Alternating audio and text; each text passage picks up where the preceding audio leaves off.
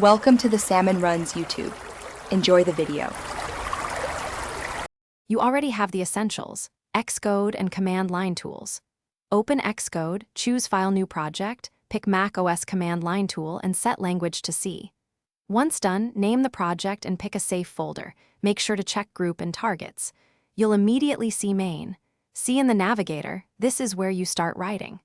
Quickly verify the build scheme shows your executable and My Mac as the destination, because otherwise the Run button won't execute locally. Now you write code, include stdio. Implement int main void, and add a few print lines to test. Save, then build with product build or cmd+b. Watch the issue navigator for compile errors and warnings, fix them before running. If you need libraries or custom headers, open build settings and add header search paths. Also confirm the C language standard, for example, GNU 11 and optimization level. These settings change behavior and performance. Run your program with cmd+r and watch the console for output. This confirms the executable ran. If you need to inspect flow, set breakpoints by clicking the gutter and use the LLDB console to print variables. Step over into or out to trace logic.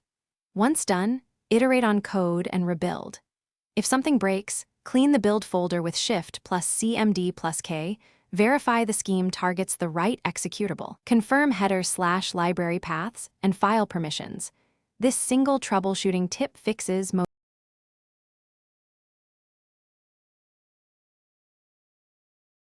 Thanks for watching. Consider subscribing if we helped you.